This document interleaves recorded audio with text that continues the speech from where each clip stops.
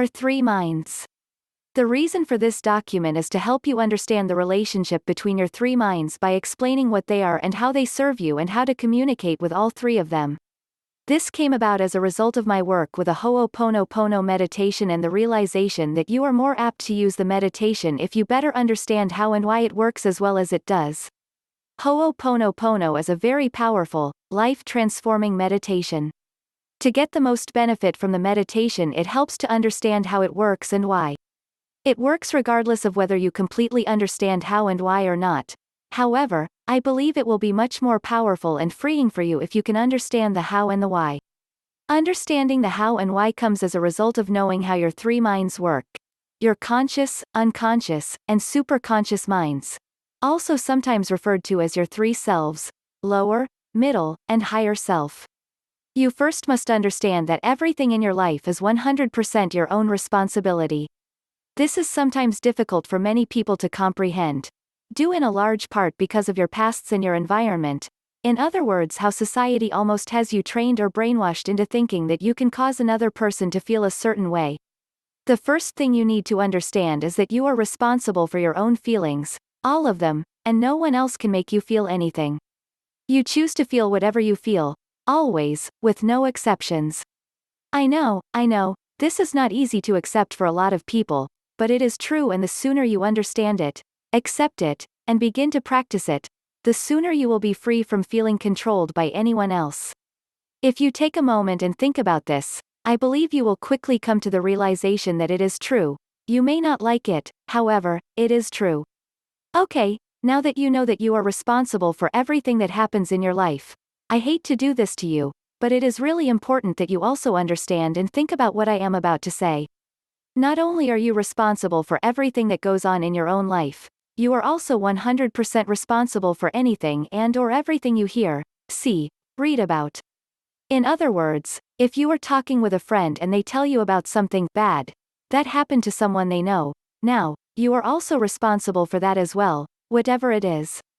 So, not only is it difficult to comprehend being 100% responsible for everything you do or say yourself, now it is almost impossible to comprehend being responsible for something you knew nothing about 5 minutes ago, but now that you know about it, you are responsible for it. I know, not only is it hard to understand or comprehend, it is also, at the surface, unsettling to say the least. How on earth can that be? Well, first of all, it is not on earth, it is in the spiritual or unconscious realm. To help you understand this better, let's take a look at our minds. For the sake of all of us being on the same page, I am going to ask that you follow along with me as I explain how this works. And the cool part is that once you understand this concept, you will then understand how you can be responsible for something you had no part in, or so you thought. And why and how Ho'oponopono works as well as it does. The three minds. The three minds are the conscious, unconscious, and superconscious minds. Also known as body, mind, and spirit. Body, mind, and soul. Body, mind, and emotions, etc. For the sake of this paper, I will use the following. The conscious mind, sometimes referred to as the illusion of I.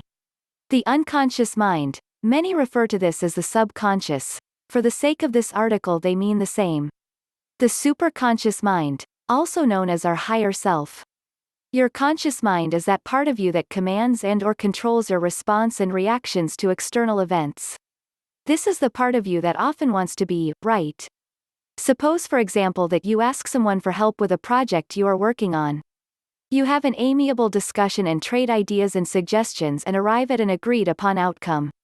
When you are done, you feel whole and complete and in charge, in control. Now, let's change that scenario a bit and you are having the same discussion. However, the other person suggests ideas that you do not agree with. They simply refuse to see things the way you see them and you cannot come to an amiable agreement. You start to have feelings of frustration and maybe even anger starts to arise. You find yourself getting worked up. You are not as calm as when you started.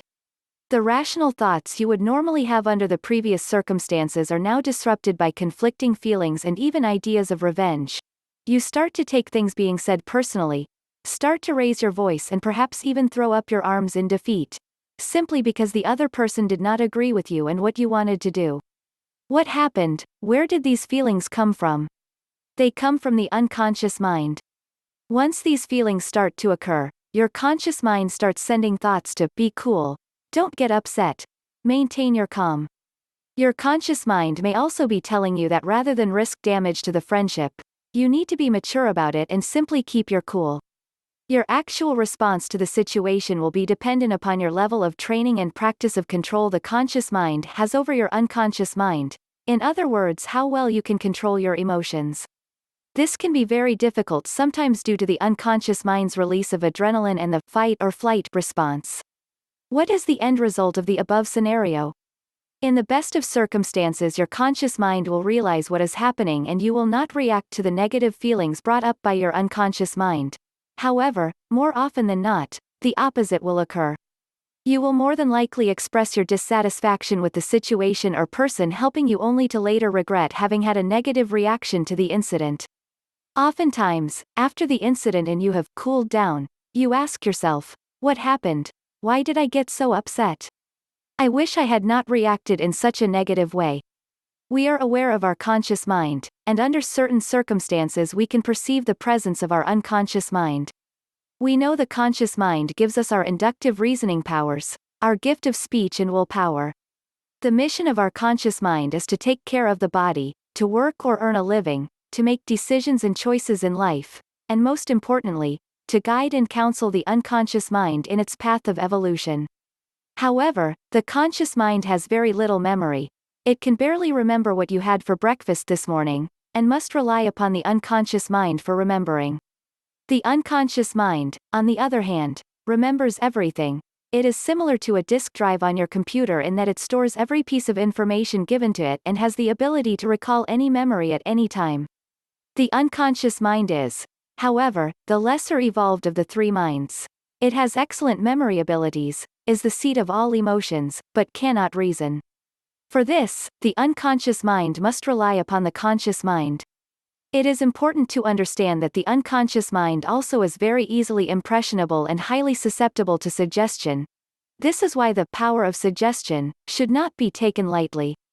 Interestingly enough, this is also the source of our psychic abilities and where our ability to project, or do astral travel comes from. The unconscious mind is also the origin of our intuition. Now then, all that being said, the following is the key component of the unconscious mind. It has the ability to manufacture mana energy. This is the universal life force, also known as Kai, or prana, or in the case of Ho'oponopono, aka. This energy comes from our environment. The food we eat, the vitamins we take, the air we breathe, etc. This energy is not only necessary for the vital functions of the body, it is also necessary by the conscious mind in order to exercise its will and to perform reasoning and thinking. The unconscious mind is where our aka cords originate. These cords of energy are projected as thin threads of the psychic, invisible body and attached to other people, animals, or things. These threads carry the mana, the energy, used by the unconscious mind to send information to, or collect it from the external object. This information is then offered to the conscious mind in the form of feelings or intuitive hunches. The unconscious mind is also the source of our healing powers. We all have the ability to heal, however, only a few understand and utilize that ability. The superconscious mind. The superconscious mind is sometimes referred to as our guardian angel, the higher consciousness, or the master within. The ancient Hawaiian kahunas called it the Aumakua, which means, the utterly trustworthy parental spirit. The superconscious mind has a superior form of thinking.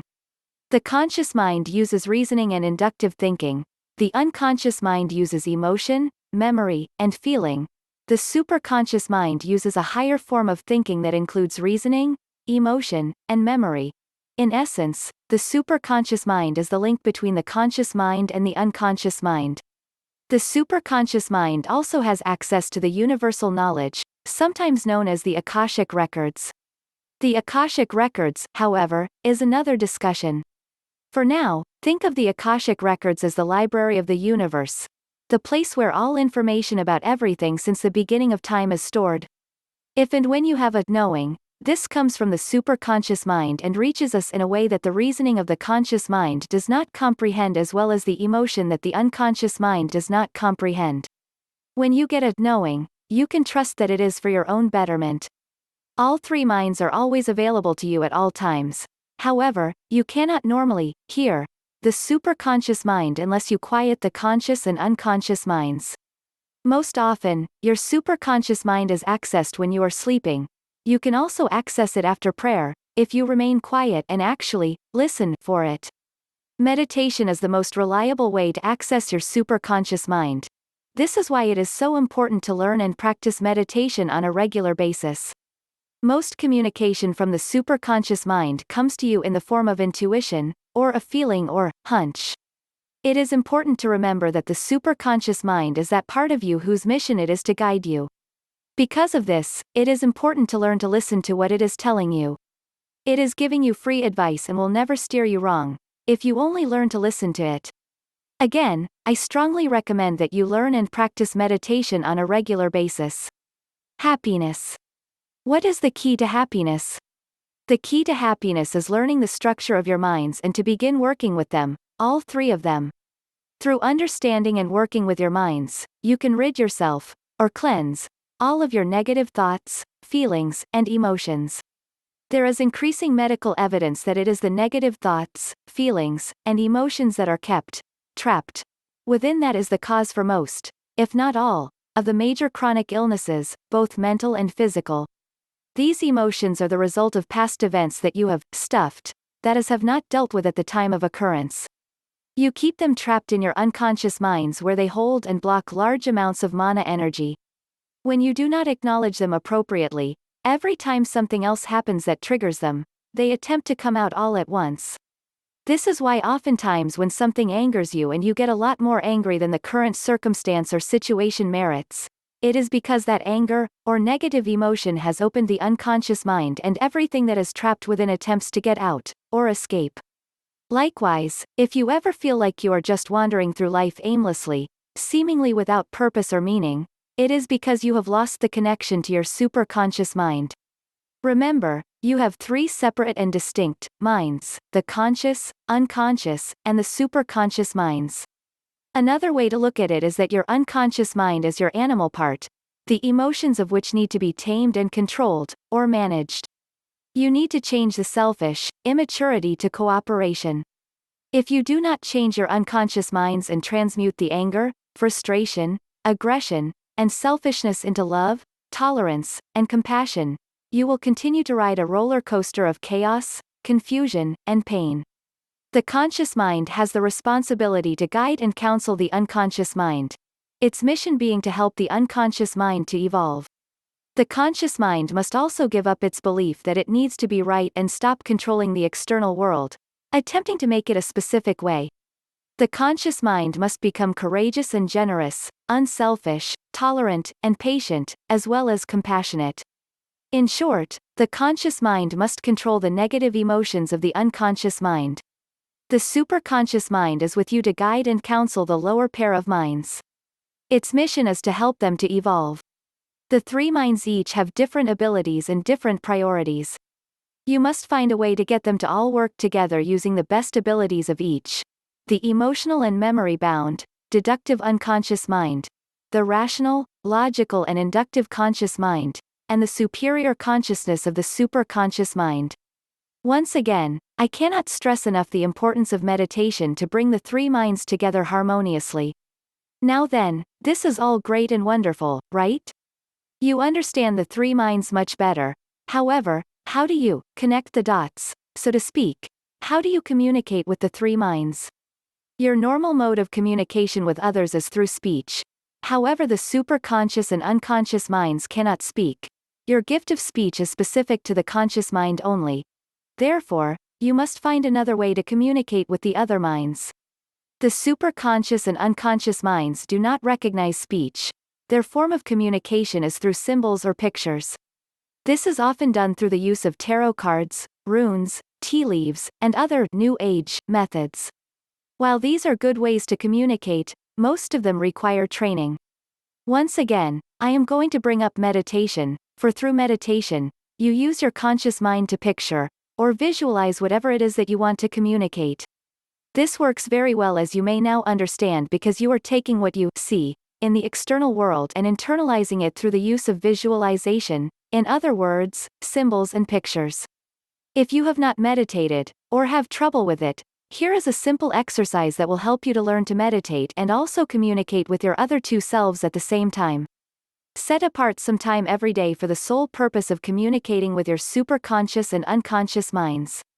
Preferably, a half hour. However, if that is too long, then start with 10 minutes per day, then increase to 20 minutes, and continue increasing it until you are comfortable with a half hour.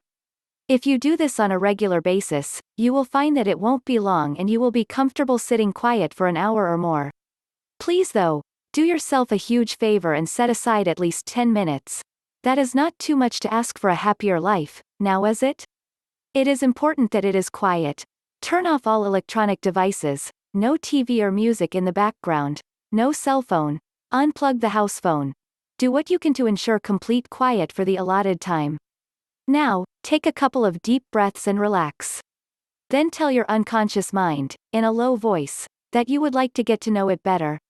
For example, "Hello, my unconscious mind, I would really like to get to know you better." Begin by asking it to remember fond times from your childhood.